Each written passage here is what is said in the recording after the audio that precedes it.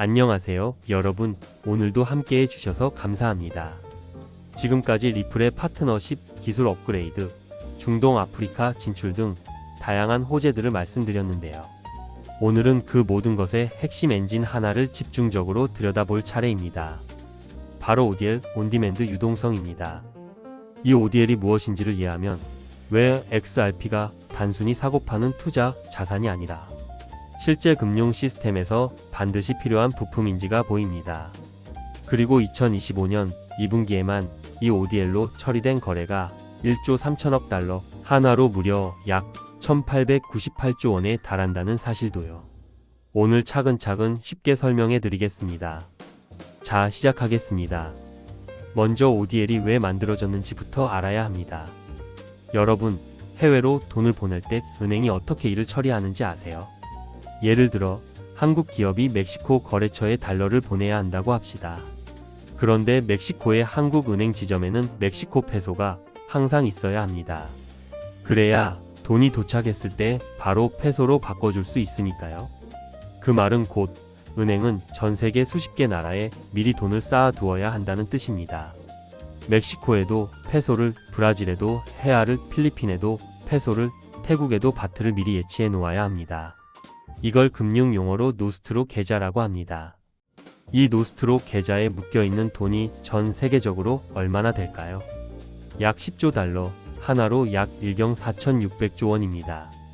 은행들이 전 세계 곳곳에 그냥 잠재워 두어야 하는 돈이 이 규모입니다. 비유로 설명하면 이렇습니다. 편의점을 운영한다고 생각해 보세요. 손님이 올 때마다 거스름 돈을 줄 수 있어야 하니까 항상 지갑에 동전을 잔뜩 가지고 다녀야 합니다. 근데 이 동전이 주머니에서 잠만 자고 있는 거예요. 가게 운영에는 아무 도움이 안 되는데 항상 갖고 있어야 하는 돈이죠. 은행들도 마찬가지입니다. 10조 달러가 전 세계 각지의 계좌에서 아무런 수익도 내지 못하고 그냥 잠을 자고 있는 겁니다. 그 돈이 있어야만 국제 송금이 가능하기 때문에 어쩔 수 없이요. ODL은 바로 이 문제를 해결합니다. 자, 그럼 ODL이 어떻게 이 문제를 해결하는지 설명해 드릴게요. 딱 3단계입니다. 1단계, 한국에서 XRP를 산다. 한국은행이 멕시코로 돈을 보내야 할 때 먼저 한국에서 원화로 XRP를 삽니다. 이 과정이 5초면 끝납니다. 2단계, XRP가 멕시코로 이동한다. 그 XRP가 XRP 블록체인을 통해 멕시코로 이동합니다. 역시 5초면 됩니다. 3단계, 멕시코에서 XRP를 페소로 바꾼다. 멕시코에 도착한 XRP를 현지 거래소에서 즉시 멕시코 페소로 바꿉니다. 멕시코 거래처는 페소를 받습니다. 전체 과정이 10초 이내. 수수료는 거의 없음. 그리고 멕시코에 미리 페소를 쌓아둘 필요가 없음. 왜냐면 XRP를 중간 다리로 쓰기 때문입니다. XRP가 원화와 페소 사이를 순간적으로 연결해주는 겁니다. 이걸 쉽게 비유하면 이렇습니다. 예전엔 서울에서 부산까지 걸어서 가야 했어요. 그래서 중간중간 여관에서 쉬어가며 돈도 쓰고 시간도 썼죠. 그런데 KTX가 생기면서 2시간 반이면 됩니다. 중간에 여관도 필요 없고 거기서 쓸 돈도 필요 없어요. XRP 기반 ODL이 국제 송금에 만들어준 KTX가 바로 이겁니다. 이 구조에서 중요한 것이 있습니다. 은행이 ODL을 사용할 때마다 XRP를 사야 합니다. 거래가 일어날 때마다 XRP 수요가 생기는 구조입니다. 그래서 ODL 거래량이 늘어날수록 XRP에 대한 실질적인 수요도 함께 늘어납니다. 자, 이제 이 ODL이 실제로 얼마나 쓰이고 있는지 말씀드릴게요. 2025년 2분기에만 리플의 온디맨드 유동성 서비스를 통해 처리된 거래 규모가 1조 3천억 달러에 달했습니다. 한화로 약 1898조 원입니다. 우리나라 1년 국가 예산이 약 600조 원 수준이니 그 3배가 넘는 돈이 단 한 분기에 XRP를 통해 흘렀다는 겁니다. ODL을 실제로 사용 중인 회사들도 빠르게 늘고 있습니다.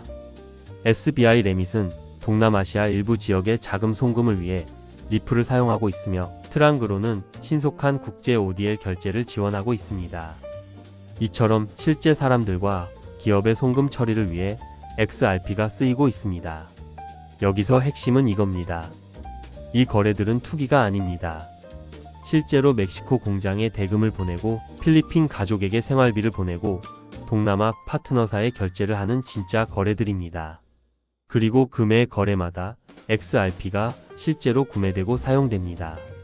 지난 5월 11일 리플이 중요한 소식을 발표했습니다. 투자관리 기업 누버거 버먼으로부터 2억 달러 규모의 회전 신용 한도를 확보했으며 글로벌 은행 스탠다드 차타드가 핵심 뱅킹 파트너로 참여했습니다. 하나로 약 2,920억 원입니다. 신용 한도가 뭔지 쉽게 말씀드릴게요. 카드사에서 신용카드 한도를 높여주는 것과 비슷합니다. 필요할 때마다 그 한도 안에서 돈을 꺼내 쓰고 갚으면 다시 한도가 차오르는 방식입니다. 리플이 2,920억 원짜리 금융 여력을 확보한 겁니다. 주목할 점은 이 신용 한도가 주식, 채권, 디지털 자산을 아우르는 교차 자산 담보 대출을 단일 계좌로 가능하게 한다는 것입니다. 이는 기관 투자자들이 가상 자산에 접근할 때 겪었던 구조적인 유동성 공백을 메워주는 핵심 요소로 리플의 ODL 서비스 강화에도 필수적입니다. 비유로 설명하면 이렇습니다. 지금까지 은행들이 ODL을 쓰려면 XRP를 미리 준비해야 했는데 이 신용 한도 확보로 리플이 필요한 순간에 바로 유동성을 공급할 수 있는 능력이 생긴 겁니다.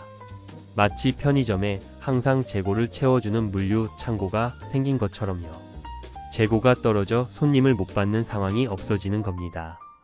이 유동성 강화가 ODL 서비스를 더 빠르고 안정적으로 만들어주고 그게 다시 더 많은 금융기관들이 ODL을 채택하게 만드는 선순환 구조입니다.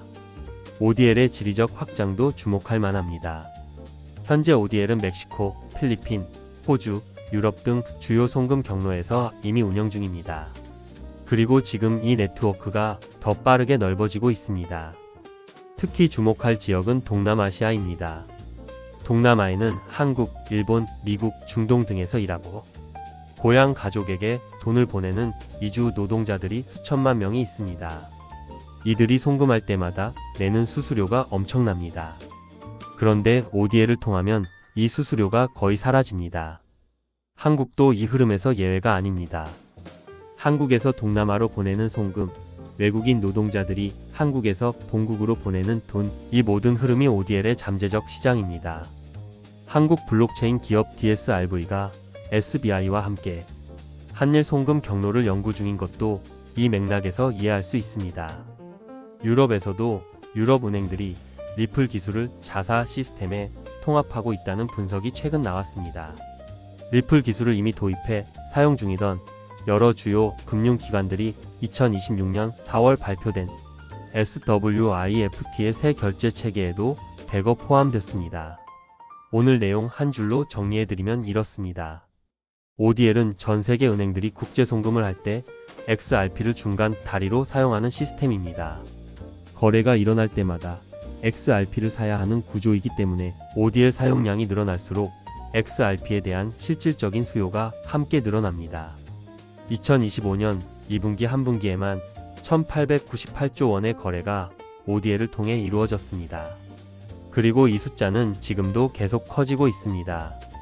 호재 뉴스와 파트너십 발표가 많지만 결국 XRP의 가치를 만들어내는 진짜 엔진은 이 ODL입니다. 실제로 쓰이고 실제로 수요가 생기는 구조. 그게 XRP를 다른 코인들과 다르게 만드는 핵심입니다.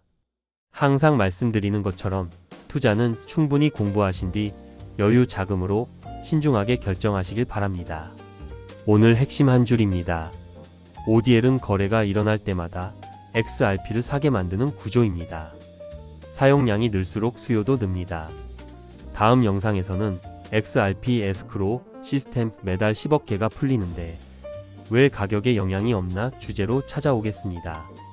많은 분들이 오해하시는 부분인데 실제 구조를 아시면 생각이 달라지실 겁니다. 오늘 영상이 도움이 되셨다면 구독과 좋아요 꼭 눌러주시고 영상은 여기서 마무리하도록 하겠습니다.